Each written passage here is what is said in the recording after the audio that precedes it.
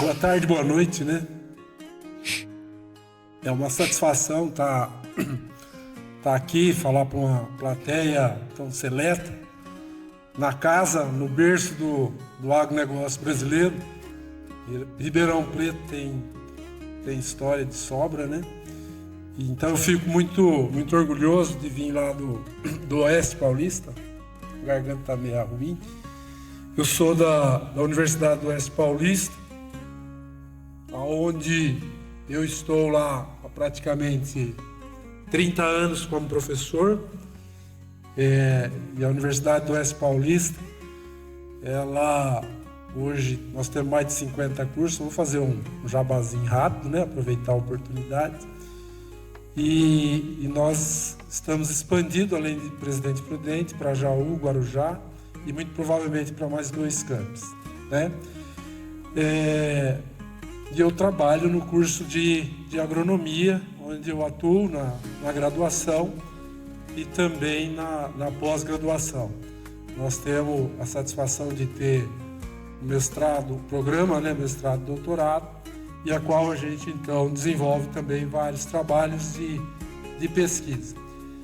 E o motivo de estar aqui hoje é a convite da Massari, Sérgio Saurim, Cláudio, qual eu respeito bastante.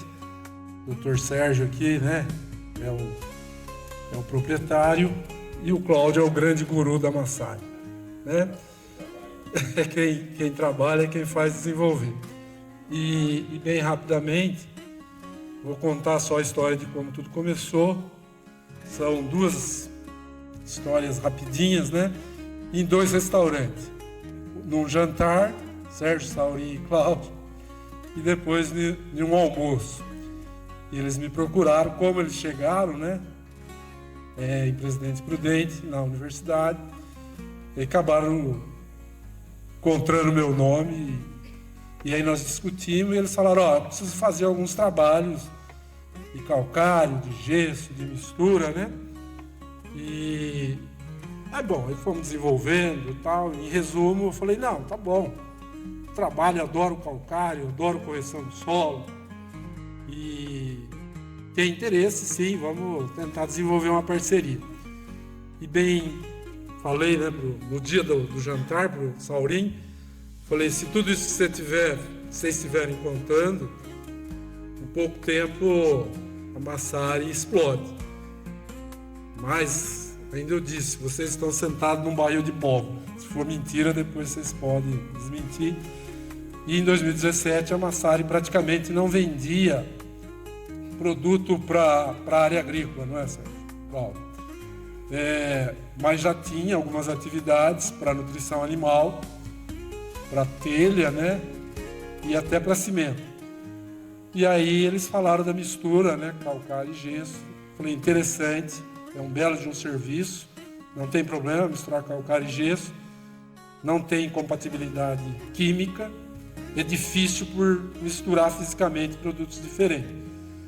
Bom, mas aí a hora que a gente foi desenvolvendo e foi conhecendo principalmente o calcário calcítico micronizado, aí a história realmente muda, e aí é que eu vou contar um pouco disso, né, no decorrer da palestra. Então é só para explicar como que eu estou aqui e como que eu saí do Oeste Paulista, lá de solos extremamente arenosos, para vir aqui falar na terra. Quando eu fiz agronomia era terra roxa, né? Ou seja, nessa maravilha que vocês têm e que também eu quero descrever um pouco, tá? Então é só para vocês entenderem por que eu estou aqui. Mas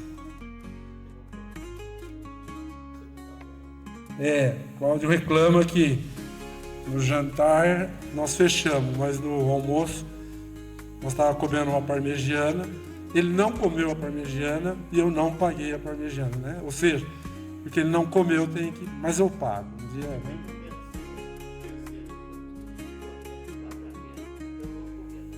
né? Bom, mas eu preciso também fazer uma referência, né, às palestras anteriores, né?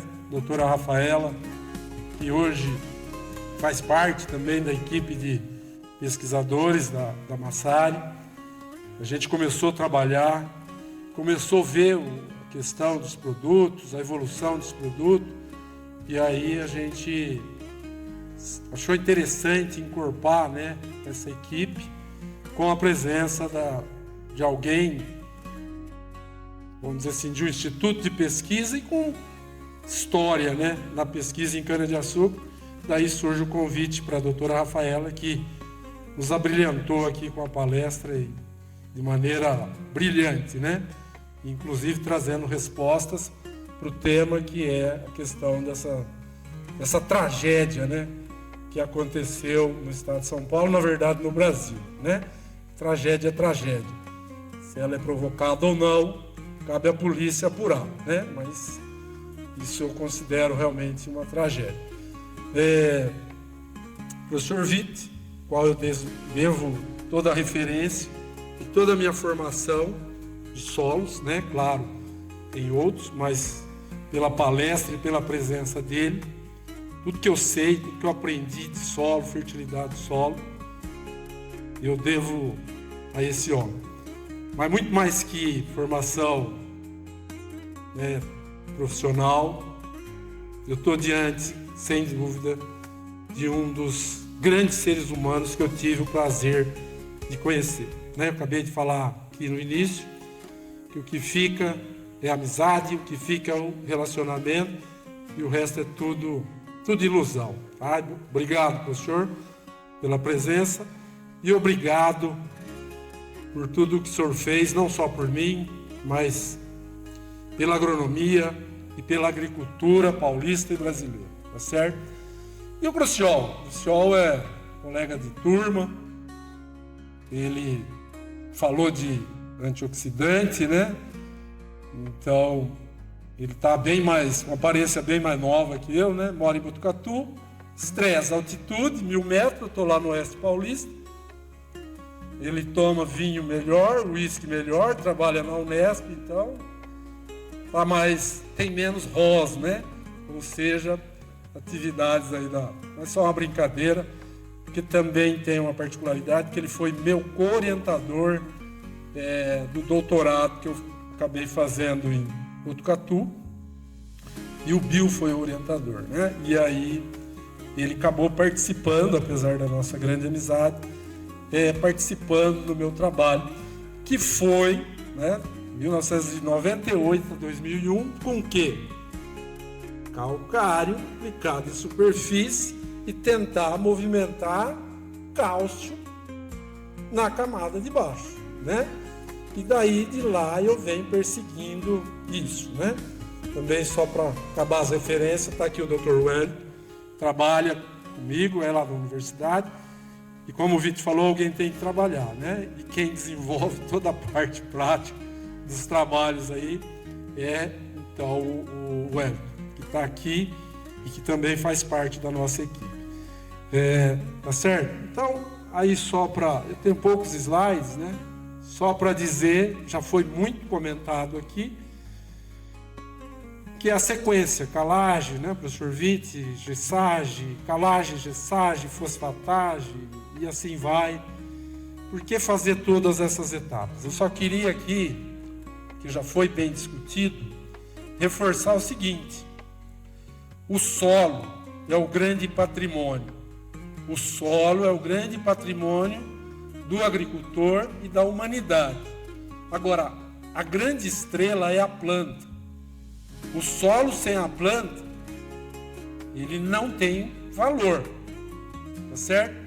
Mas nós precisamos trabalhar o solo. Nós precisamos o quê? Fazer com que ele tenha potencial produtivo, tá? Então vamos dizer assim, pegar um exemplo simples. Por que vocês em Ribeirão Preto produzem muito mais que nós no Oeste Paulista? São vários os fatores, né? Poderia dizer que vocês são mais inteligentes, provavelmente sim. Mas o grande diferencial está no solo, tá certo? Agora, o professor Vitor foi extremamente feliz. Nós precisamos ficar lá em Presidente Prudente produzindo pouco? Não, nós podemos aumentar a produtividade, tá certo? Claro que tem um componente que difere lá para cá, que é a argila, tá certo? E a argila, ela é muito difícil de ter um efeito compensatório.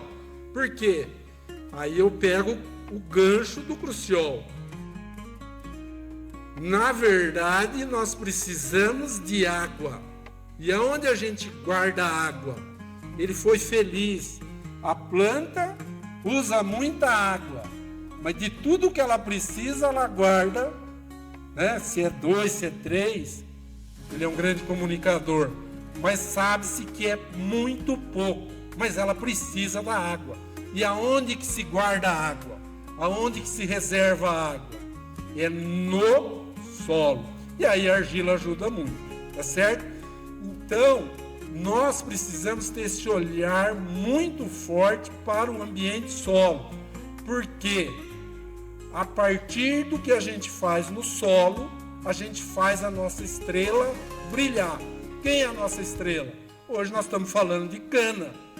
Se o solo estiver bem preparado, se o solo tiver essa parte aqui que está na lousa bem feito, a probabilidade de produtividade ela é extremamente boa, tá? O Júlio também foi feliz, tá? Mesmo queimada, claro que a gente tem algumas dúvidas, só numa questão, né, Júlio? Em algumas situações, tem uma pergunta sua que é extremamente importante: vai brotar? Se brotar, já temos uma resposta muito boa, né? Tanto o Júlio como o professor Witt, vamos pôr o quê? Repor nitrogênio. O Júlio testou só nitrogênio, o professor falou de N-boro. Que são o quê, pessoal? Pensando, voltando na questão desses pontos que eu estou querendo dizer. Como que eu aumento a capacidade do meu solo em reter água? Fazendo o quê? Melhorias através do quê? Da calagem, gessagem, potassagem, fosfatagem. Por quê, pessoal? Porque eu preciso aumentar o meu pote. Quando tem mais argila, ajuda. Quando não tem, eu preciso explorar isso em profundidade, tá? E aí eu preciso com o quê? O sistema radicular vá mais para baixo, para buscar essa reserva de água. E aí tem umas frases que a gente aprende na escola e fala agora com o professor, que eu aprendi inclusive com o professor Witt. Aonde tem água, muito provavelmente tem nutriente. Então, se eu levar cálcio em profundidade, magnésio, descer um pouco de potássio, boro, enxofre e nitrogênio já desce até demais, então, e fósforo, eu vou aumentar a absorção de nutrientes. A minha estrela vai brilhar, tá certo? Então é esse olhar, pessoal, um olhar para o solo. É claro que agora a gente está desesperado, queimou, o que vai acontecer? Mas quem fez o trabalho bem feito de solo, muito provavelmente, se Deus quiser e Deus não nos abandona, vai vir a chuva, vai vir a brota e nós vamos sim produzir cana. Talvez não tanto que a gente esperava, mas vamos lembrar de colocar nitrogênio, de colocar boro, talvez dependendo da situação de como foi a queima, aí é muito particular, tu tem que saber, talvez também até repor alguma coisa de enxofre, tá certo? Bom, então para resumir isso, pessoal, vamos ter esse olhar, tá certo? Para o solo, fazer bem feito, fazer o mais profundo possível. O senhor foi muito feliz, porque concentrar 50 centímetros é difícil, mas o nosso olhar tem que ser cada vez mais em profundidade. Como eu falo também na sala de aula, colocar 1 hectare em cima do outro, e se possível 1, 2, 3 e 4, tá certo? Bom, por que nós aqui não aparece, por exemplo, nitrogênio, enxofre e boro? Porque dentro desse raciocínio, o que a gente pode aumentar, o que a gente tem condições de fazer mais reserva no solo? São esses elementos e também os micronutrientes catiônicos, tá certo? Porque pensar em nitrogênio, pensar em boro, pensar em enxofre e até em algumas situações para nós em solos arenosos potássio é mais difícil, porque são elementos, como eu disse, que lixiviam e movimentam muito. Mas esses elementos aqui, a gente pode sim fazer casinha, a gente pode e deve fazer reserva. E para melhorar, para aumentar e segurar nitrogênio, enxofre e boro, precisamos fazer o quê? Raiz, porque raiz vira matéria orgânica e matéria orgânica consegue segurar esses 3 elementos e aí automaticamente eu resolvo também o problema desses 3 elementos que lixivia e que também volatiliza se queima, tá certo? Bom, o Cláudio falou, Tiritã, né? Fala de misturas, né? De compatibilidade, até para falar dos produtos da Massari. Então eu trouxe um exemplo, né? Na verdade era o 4,14,8, né? Não sei se está no outro, deixa eu ver se está no outro slide. Porque na verdade eu queria ter colocado aqui, acho que na hora de 4,14,8. O que é um 4,14,8? Né? O 8,28,16, que dependendo nós com uma tonelada de 4,14,8, você faz 2 de 8,28,16, né? Porque são exatamente a metade. O 4,14,8, ele é uma mistura industrial de ureia, super simples e KCl. E por se a gente for fazer as contas, dá uma dízima periódica, né? 877, 777, 877, 87 vai 77 de ureia, 777,77 de super simples e 177 de potássio. Bom, mas o que importa aqui, que mistura de produto já é uma realidade há muito tempo, porque uma das questões da mistura é exatamente o que? Facilitar o operacional, né? E isso começa, o professor Witt sabe muito bem, com a Maná, né? O nosso saudoso Fernando Cardoso Penteado, que começou a fazer essas misturas. Então eu trago isso exatamente para dizer que podemos sim misturar calcário e gesso, tá certo? Desde que seja uma mistura profissional, homogênea e, é claro, respeitando a característica dos 2 produtos. Como eu disse, né? Calcário é um produto fino e seco e o gesso é um produto úmido. O calcário é pesado, né? Mais de 1,5 de densidade e o gesso 0,7, 0,8, bem mais leve. Então a gente tem que tomar cuidado nessas proporções, tá? E aí a partir disso, né, nós fomos evoluindo aí com os produtos da Massari e hoje nós temos a possibilidade de alguns produtos, tá? O professor Witt agora fica mais aí stand-by, né? Até com fósforo, potássio, boro e zinco, tá certo? Num único produto, tá? Colocando, como disse o Cláudio, as letrinhas. E aí aqui eu aproveito para também pegar um gancho na palestra do Cruciol, que ele deixou muito claro que são essas letrinhas que faz todo o processo fisiológico funcionar, tá certo? Então, de maneira geral, era assim, isso que eu queria estar colocando aqui para vocês, sem entrar muito em detalhe em cada produto da Massari, né?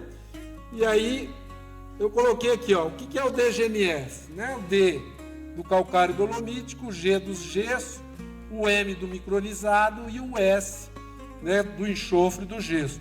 Nós evoluímos para outros produtos, né?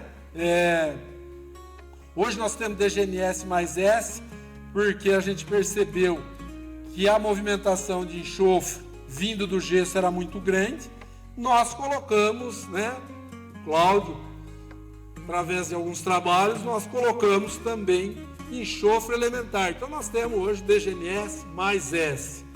Mas a partir do DGMS mais S, nós colocamos boro. Nós vamos ter o DGMS mais S boro. Como eu falei, né, questão do boro de lixiviar muito. Boro, começamos com o ácido bórico, lixivia bastante. Hoje temos o DGMS mais S BB, né? Duas fontes de boro. Boro da Olexito e boro do ácido bórico, assim como o enxofre. Enxofre do gesso, enxofre do elementar. Como diz o Cláudio, né? Enxofre do gesso para hoje, o elementar para daqui uns dias. O boro do ácido bórico para hoje, da Olexita para daqui uns dias, né? E também com o zinco, tá? E hoje nós temos também, através da Sérgio Saurim, fez uma parceria, traz o BioOver, a gente pode fazer o DGMS mais S, BB, ZN com fósforo, que é a mistura com, como o professor Witt falou, com o BioOver, que é um dos melhores fosfatos reativos do mundo. Não vou falar o que é fosfato reativo, o professor Witt deixou extremamente claro. E é exatamente aí que permite essa mistura, né? Se a gente fosse trabalhar a mistura desses produtos com fertilizantes fosfatados acidulados, que sofrem, né? Super simples, super triplo, MAP, DAP, que são produzidos na presença de ácidos e ácidos fortes, e normalmente tem pH baixo, com exceção do simples, né? Com certeza teríamos problema. O BioOver tem pH 6,5, 7, é pH neutro. Então, existe essa possibilidade. E os trabalhos vêm mostrando resultados bastante interessantes, né? Mas a história, né, não para, tá? Eu só coloquei uma frase aí, né, para negociar melhor com o Saurim, né, Saurim? Então,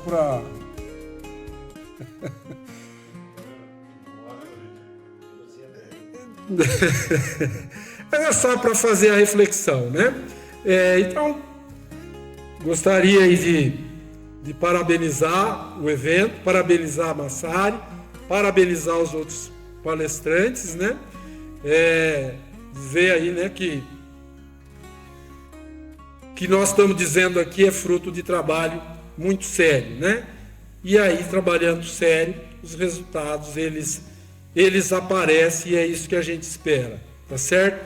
E eu tenho certeza de que nós vamos continuar firme, porque, como eu disse, a história do agro, ela é extremamente forte, ela é sólida, e nós vamos continuar, e com certeza nós vamos superar tudo isso, e vamos sim produzir bastante cana no próximo ciclo, tá certo? Muito obrigado, um abraço mais uma vez, Caio, obrigado.